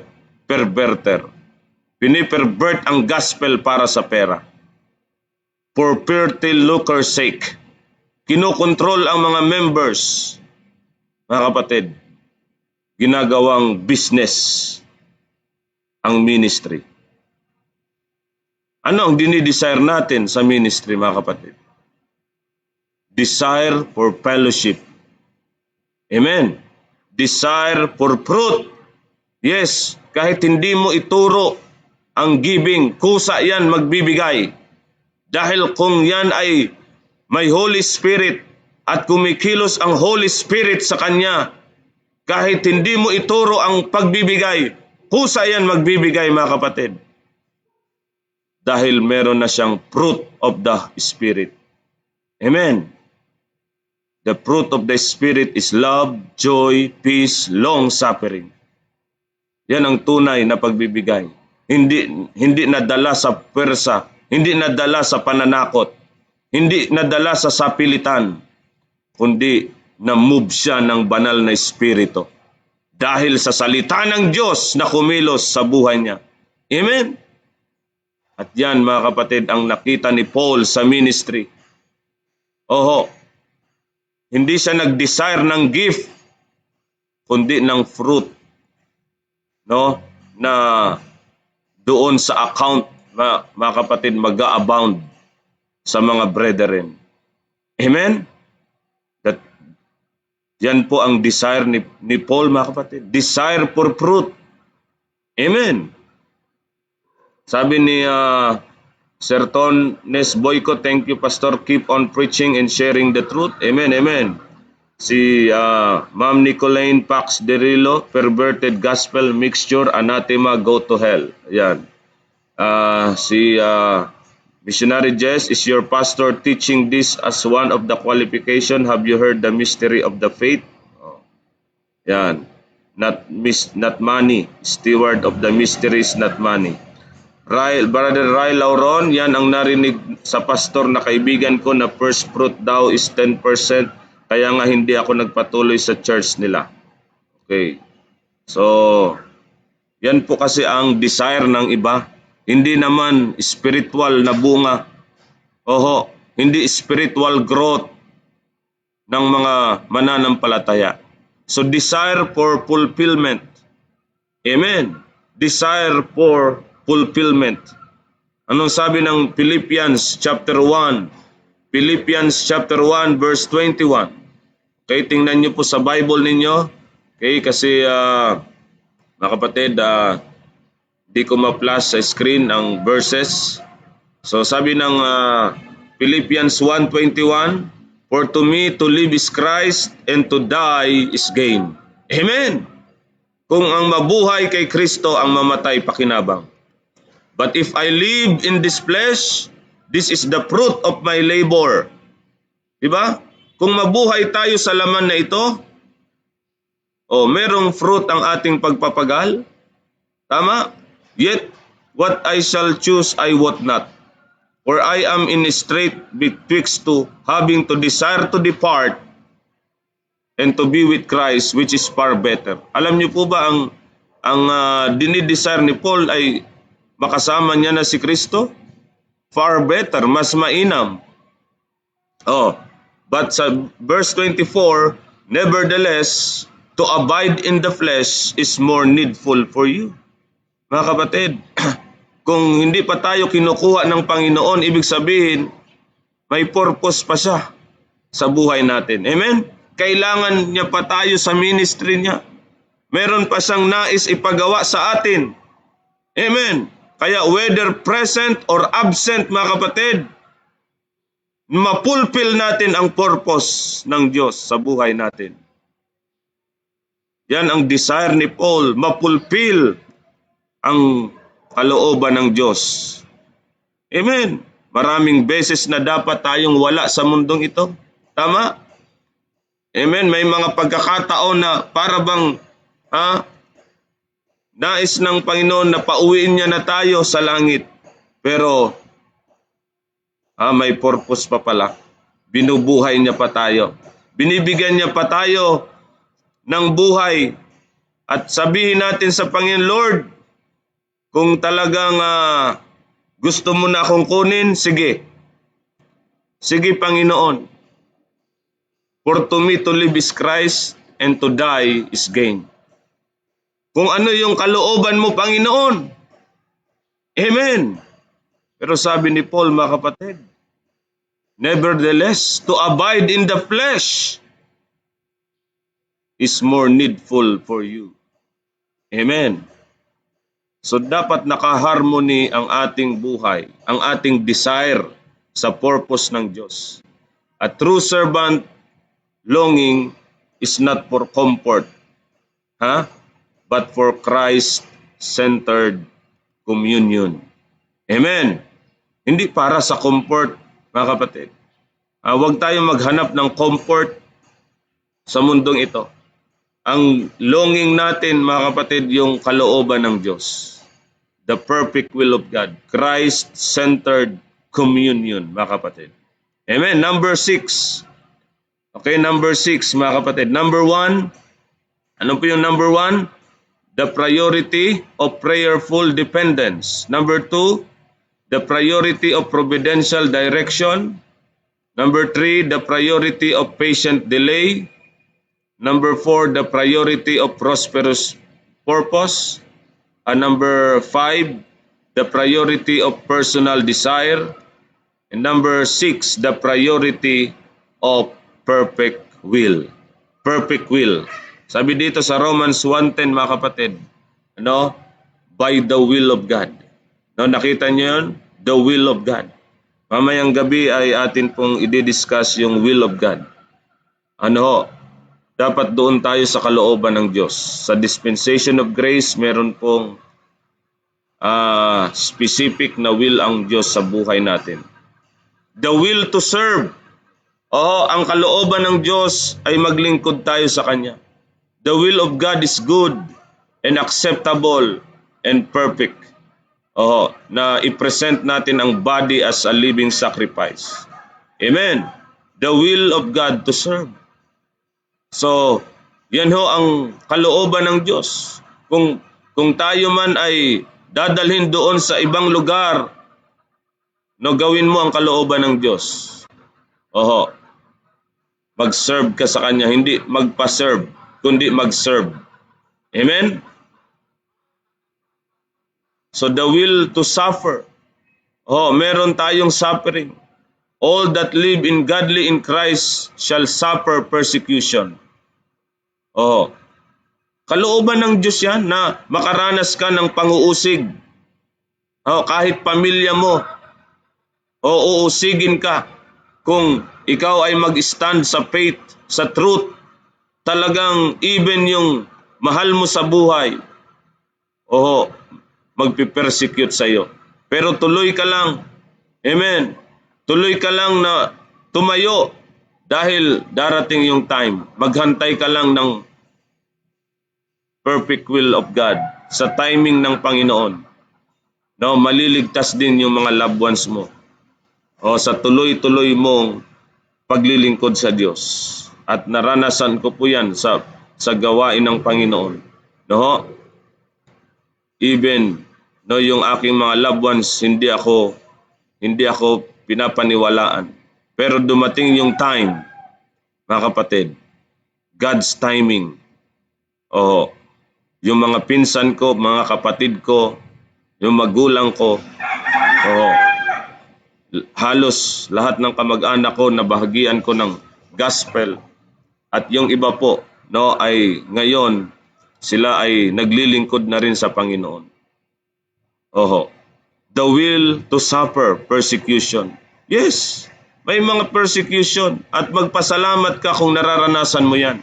Ibig sabihin, nasa will of God ka. Amen. Tama, mga kapatid?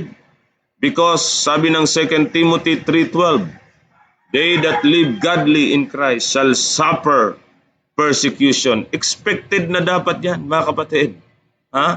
Expected na yan.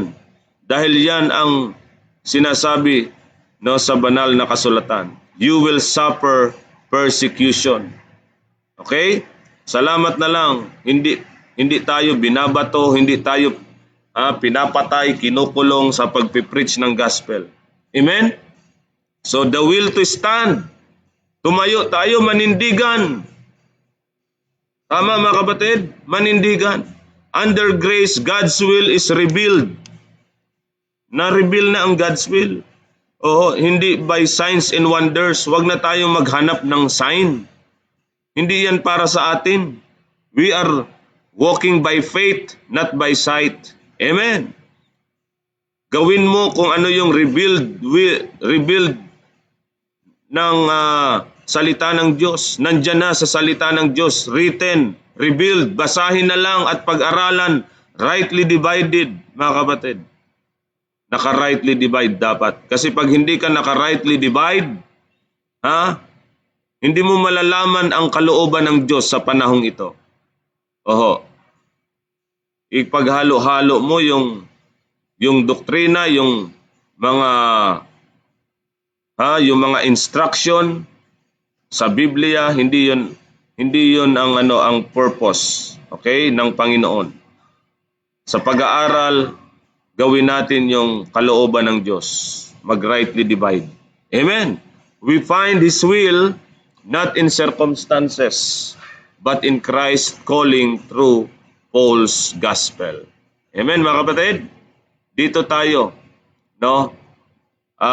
makakakuha, kapatid, ng tamang pattern kay Paul. May establish tayo sa gospel ni Paul, sa revelation of the mystery. Yun ang kalooban ng Diyos. Yun ang panawagan ng Diyos sa atin. Sundin natin yung pattern. So, sabi ni Brother Robert Garcia, amen. Si Missionary Jess, please check this in your Bible. Yan. So, tingnan niyo po yan sa Bible ninyo, yung mga information na yan. Okay, about tithes. Sa tithe. Yan. Nicole Pax Derilo, God's Perfect Time. Amen, amen. So, dito po tayo, mga kapatid, sa number 7. Last point na tayo, mga kapatid. Last point. Okay, the priority of Pauline pattern. The priority of Pauline pattern. Amen?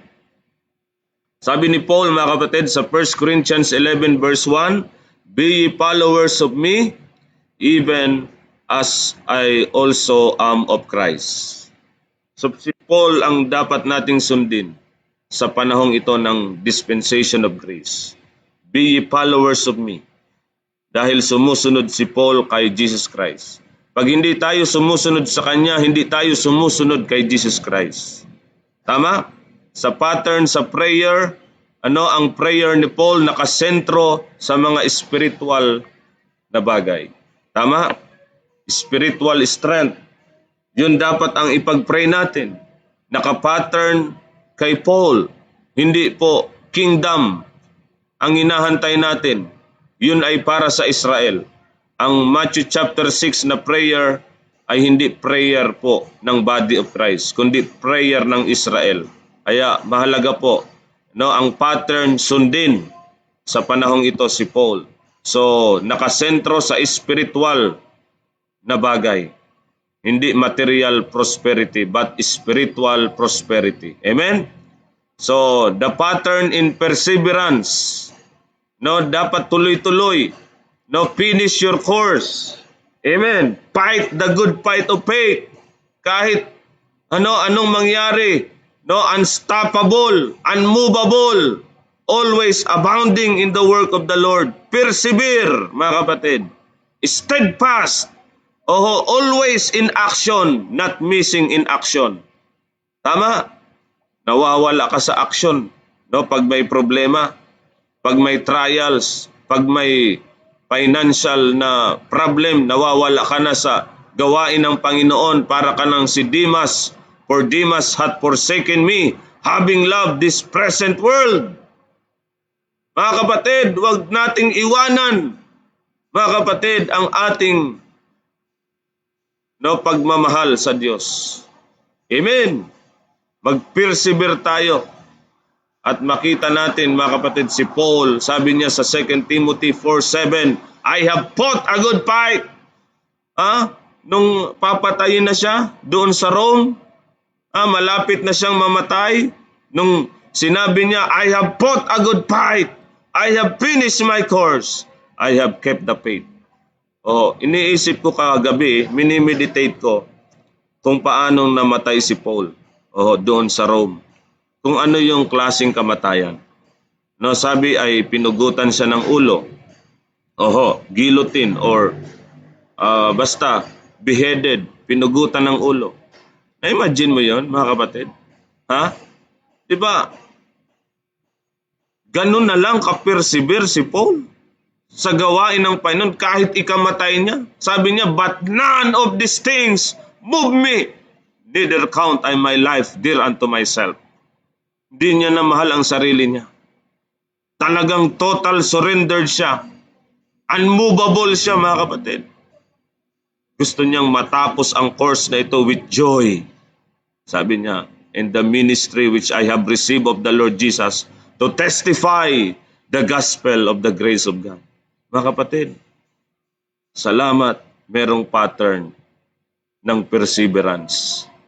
Kahit sa kamatayan, mga kapatid, si Paul ay faithful. Tinapos niya ang course with joy. Nandun yung kanyang excitement palagi sa gawain ng Panginoon. Parang hindi napapagod, unstoppable, unshakable, unmovable. Mga kapatid, yan ang nais ng Diyos dahil tayo ang merong totoong pag-asa. Amen. Heavenly places na ang ating lugar. Kaya mag-persevere tayo sa tamang gospel. Amen. Labanan po natin, mga kapatid. Ano yung mga perverted gospel na yan? Fight a good fight of faith. Mga kapatid.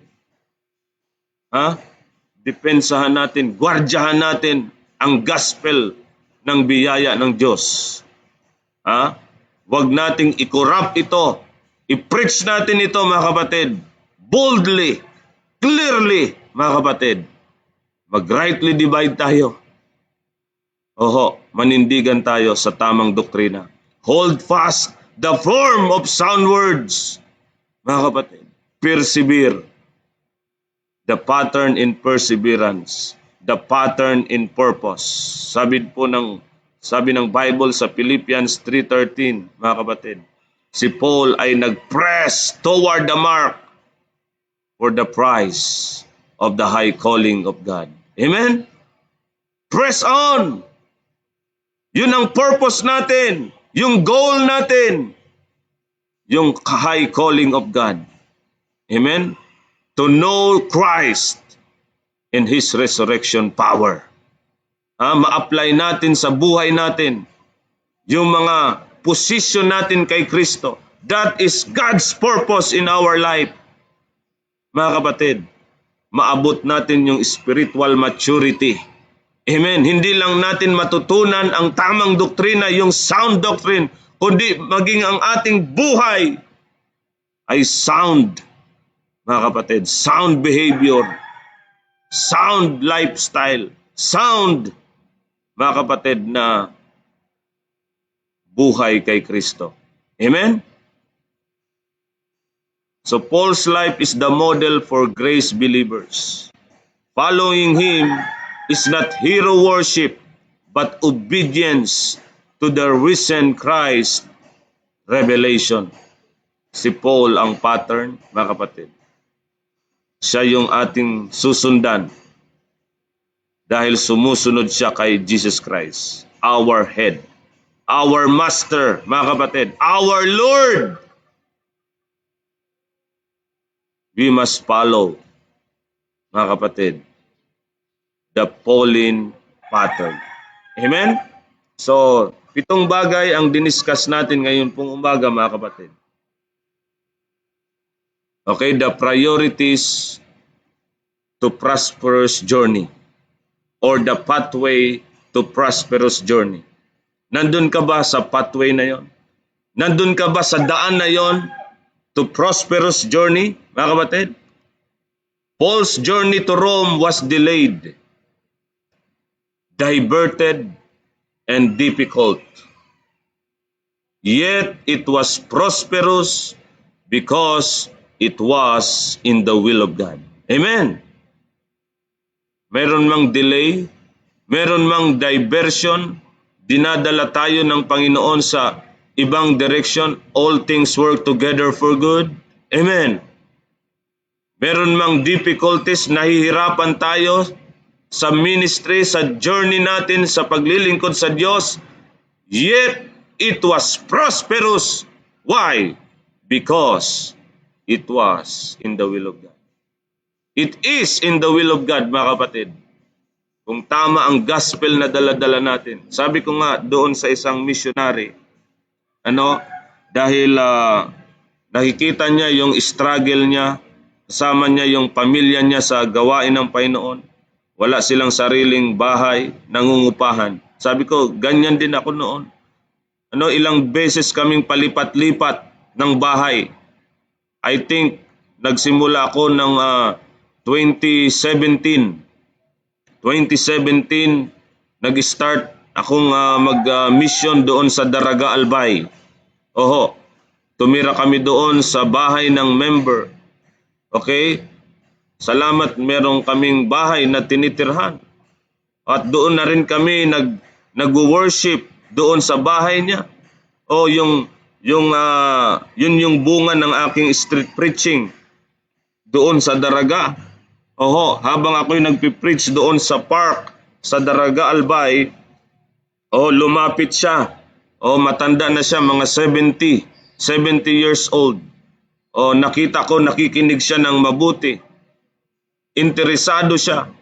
And then nilapitan ko siya, in-explain ko yung gospel, yung salita ng Diyos, and then na-open po yung kanilang bahay. At doon ako nag-start sa Daraga Albay.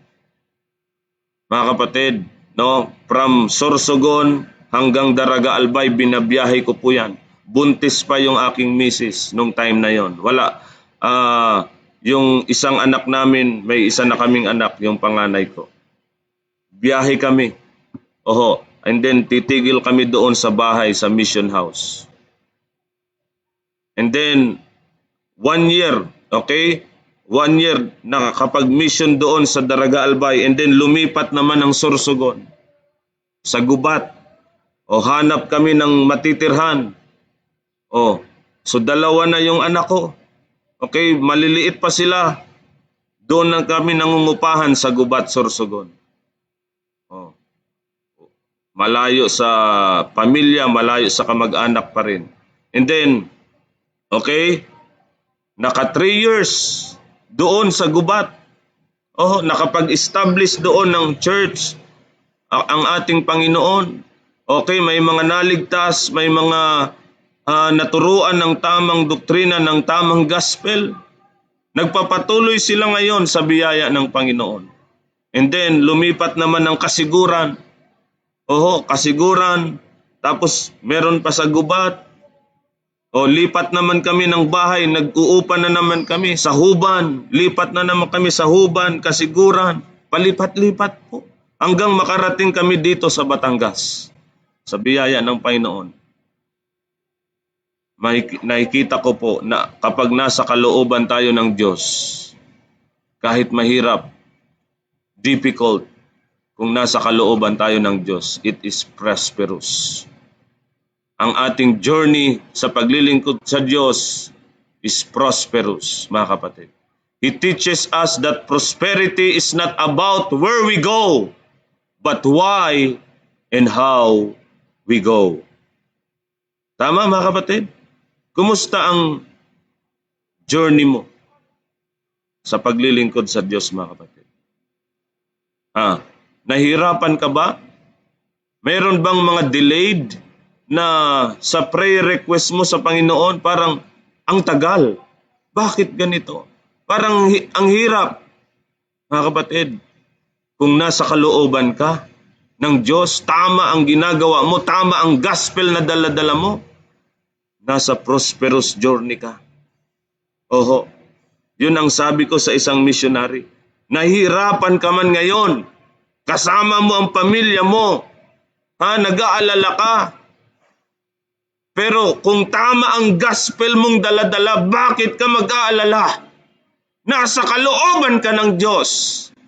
Yan ang prosperous journey, mga kapatid. It's not about where we go, but why and how we go. Bakit tayo humahayo? Bakit tayo nagmimisyon? Bakit tayo, mga kapatid, nandoon sa difficulties na yon? Pwede naman magtrabaho na lang tayo sa labas. Mag full time doon sa tinapos natin. Kaya tayo nag-college. Meron tayong profession dati. Pwede naman gawin natin yon. Pero ano yung kalooban ng Diyos? Ano yung perfect will of God? According to grace, guided by truth, and grounded in Christ.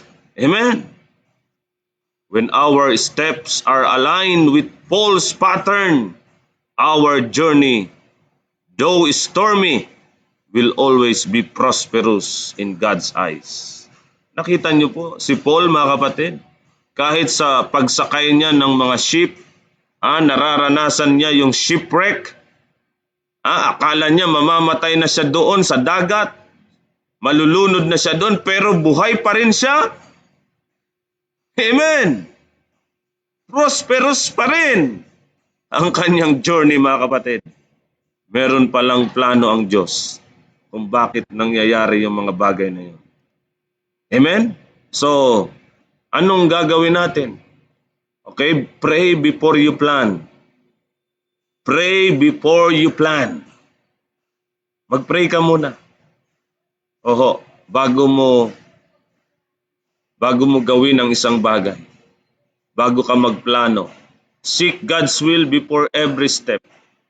Alam niyo po, nung pumunta kami dito sa Batangas, talagang hindi ko alam kung ano yung gagawin ko. May ministry doon sa Sorsogon. Sabi ko, hindi ko pwedeng iwan basta-basta ito. Kung iiwanan ko man ito, dapat merong sasalo, merong magpapatuloy dito. Hindi ko pwedeng basta-bastang iwanan ang nasimulan na gawain doon. Naghahanap ako ng kalooban ng Diyos. Noong nagpipray ako, sabi ko sa misis ko o sa asawa ko, mag-pray tayo. Dahil hindi basta-basta yung gagawin natin na desisyon. Amen? Seek God's will before every step. Salamat sa Panginoon. Meron tayong na-train na missionary doon. Nakikita ko kung gaano siya nag-struggle sa ministry. Nawala yung ibang member. Hindi na nagpapatuloy yung ibang member doon. Pero salamat sa Panginoon. Siya'y nagpapatuloy, nag-stand. Kahit kaunti. Kahit halos walang uma-attend. Pero siya'y nagpapatuloy. Amen? Lagi ko siyang pinagpipraise na masunod niya ang kalooban ng Diyos. Patapos niya yung mission niya hanggang mag-rapture, mga kapatid. Amen? So magpalakasan tayo, mag-pray tayo sa bawat isa. Dahil hindi basta-basta po ang gawain ng Diyos. Pursue the Pauline pattern. Serve with sound doctrine, not religious tradition. Mga kapatid, kapag nag-stand tayo sa sound doctrine, talagang nandyan po yung tunay na laban. Nandyan yung tunay na laban, mga kapatid. Salamat, nandyan tayo. Amen? Naranasan ni Paul ang makipaglaban para sa sound doctrine, hindi sa religious tradition. Amen? So press on with purpose. Your journey is prosperous when it's in the will of God. All things work together for good to them that love God. Amen. To them who are the called according to His purpose. Mga kapatid, No, mamayang gabi, pag-aralan po natin yung will of God. Napakahalaga po na alam natin ang kalooban ng Diyos sa panahon ng biyaya. Amen? So, sa panghuli mga kapatid, prayer directs the path, providence designs the plan, number 3, patience defines the pace, purpose determines prosperity, passion drives the person, perfect will declares priority, Pauline patterns delivers peace. A prosperous journey is not about wealth or comfort. It's about walking in the will of God according to the gospel of grace. Mga kapatid, sana ho lahat tayo ay magkaroon ng prosperous journey sa kalooban ng Diyos. Amen? So grace and peace sa ating lahat mga kapatid. Grace and peace from our Lord, Savior, and Jesus Christ. So God bless you all. Tayo po'y manalangin. Dakilang Diyos, maraming salamat po sa mga salita po ninyo. Patuloy na nagbibigay sa amin ng spiritual strength, spiritual wisdom, spiritual guidance, Panginoon, at comfort sa mga ginagawa namin sa paglilingkod sa inyo, Panginoon. Katulad ni Paul, siya po ay merong request. Kung ito ay kalooban nyo, ito yung direction mo sa kanya to have a prosperous journey sa kalooban ninyo, Panginoon. At kami, Panginoon, din ay nagpipray sa inyo, Lord, na lagi nyo kaming gabayan in your perfect will, O Lord, na nakapattern kay Paul ang aming doktrina, ang aming gospel, na kung kami po ay lumalakad sa kalooban ninyo, ay ito po ay prosperous, Panginoon. Hindi kami maliligaw, hindi kami mapupunta sa maling direksyon as long na ginagawa namin ang kalooban ninyo, nasa tamang gospel kami, nasa tamang doktrina kami. Anumang hirap ng situation, Panginoon, kayo, Panginoon, ang may tataas. Kayo ang mag-glorify, Panginoon. Salamat po sa lahat po ng kapatid ko na nandito ngayon, nakasama ko sa online Bible study. I-bless niyo po sila. I-bless niyo po yung mga struggle po nila. Bigyan mo sila ng kalakasan din. At magkaroon din sila ng prosperous journey sa paglilingkod sa inyo. Lord, kayo lamang po ang maluwalhati maitaas sa bawat isa. Sa pangalan ni Jesus, Amen. Okay, patugtog po tayo mga kapatid ng isang awit. Patugtugin po natin yung